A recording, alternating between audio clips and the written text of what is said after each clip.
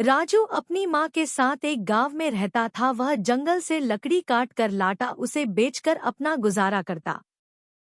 एक दिन वह लकड़ी काट रहा था कि उसे लगा कोई उसे आवाज दे रहा है।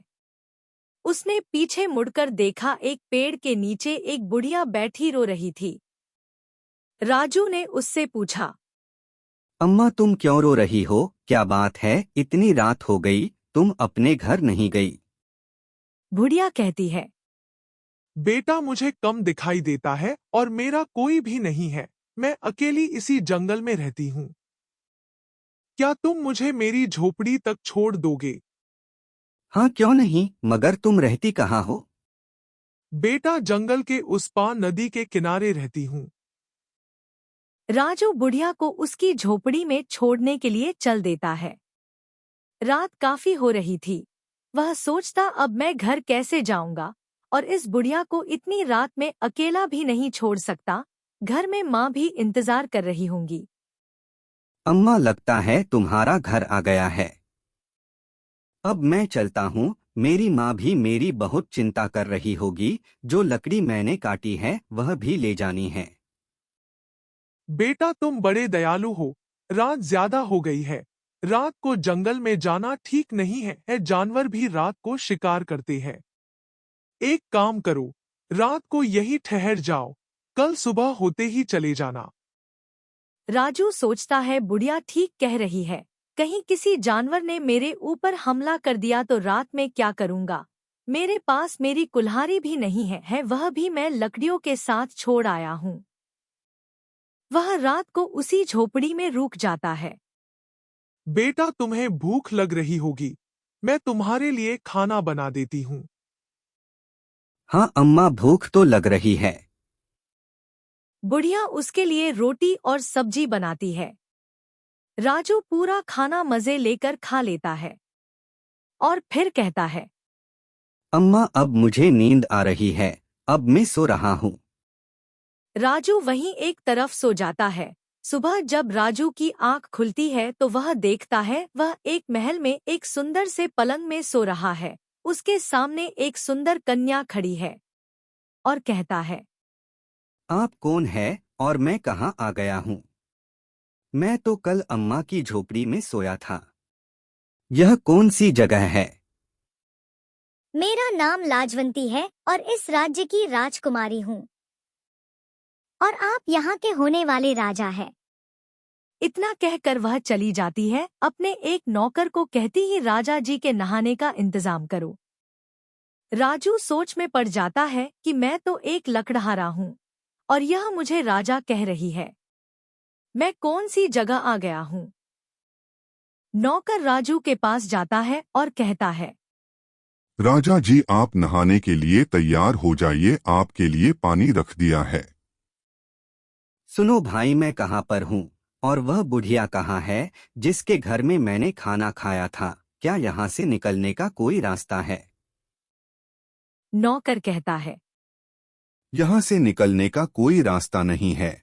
ये भूतों का गांव है। वह बुढ़िया जो एक राजकुमारी है, उसकी उम्र करीब 500 साल है। वह तुम जैसे लोगों को ढूंढ कर लाती है, उनके साथ रासलीला करती है, जिससे उसकी उम्र बढ़ती है और जवान रहती है। वह तुमसे 3 सवाल पूछेगी। अगर तुमने तीनों सवालों के जवाब दे दिए तो समझो तुम बच गए, वरना तुम्हें जब उसका दिल भर जाएगा मार देगी। तुमसे पहले यहाँ कई लोग आ चुके हैं, जिनमें से एक मैं भी हूँ। कईयों को उसने मार दिया है। मुझे इसलिए छोड़ा है कि मैं उसकी सेवा करता रहूं। राजू कहता है, मेरी बूढ़ी माँ मेरा इंतजार कर रही होगी। समझ में नहीं आता किस तरह मैं उनके पास पहुँच पाऊंगा। तुम मुझे एक अच्छे इंसान लगे, इसलिए मैंने तुम्हें ये सब बता दिया। अब तुम्हारी किस्मत और भगवान की मर्जी। अब मैं चलता हूँ। फिर व्यक्ति वहां से चला जाता है। राजू सोचता है, आजकल तो किसी की मदद करना भी ठीक नहीं है। न जाने कौन क्या निकल जाए। थोड़ी देर में राजकुमारी आती है और कहती है, राजा जी आप अभी तक तैयार नहीं हुए। मैं तो तैयार होकर आ गई, चलिए आज हमारी शादी है। राजू कहता है, राजकुमारी जी, मेरी माँ घर में अकेली होगी, मेरे सिवा उसका कोई नहीं है। कल से उसने कुछ खाया भी नहीं होगा। आप मुझे जाने दीजिए, मैं आपका बड़ा आभारी रहूंगा। राजकुमारी कहती है। राजा जी, आप बड़े भोले हैं, वरना मुझे देखकर तो अच्छे अच्छे शादी करने को तैयार हो जाते हैं। चलो, मैं आपको एक चांस देती हूँ, आप मुझे 3 सवालों का जवाब दो। अगर आपने जवाब दे दिया तो मैं आपको जाने दूंगी। राजू सोचता है, चलो चांस लेकर देखता हूँ, शायद बच जाऊं। वह हाँ कह देता है। राजकुमारी पहला सवाल पूछती है। रात में रोशनी करता हूँ, दिन में सोया करता हूँ, सैर दुनिया की करता हूँ, धरती पर पैर नहीं रखता हूँ, बताओ कौन? राजू कुछ सोचकर कहता है। इसका उत्तर तो चांद है, ये मेरी माँ ने मुझे बताया था। अच्छा, तुमने एक तो बता दी, अब दूसरी बताओ। ऐसा कौन सा फल है जो मीठा तो है लेकिन हम उसे बाजार से खरीद नहीं सकते? इसका उत्तर है सब्र का फल। चलो, 2 बता दी, अब अगर तुम तीसरी का जवाब दे देते हो तो तुम यहाँ से जा सकते हो। ऐसा कौन सा सवाल है जिसका जवाब हर वक्त बदलता रहता है? इसका जवाब है समय। जाओ, मैंने तुम्हें माफ किया, तुम पहले आदमी हो जो यहाँ से जिंदा जा रहे हो। राजू की आंख खुलती है तो वह देखता है वो अपने घर में सो रहा है। उसकी माँ उसके सामने खड़ी उससे कुछ कह रही है।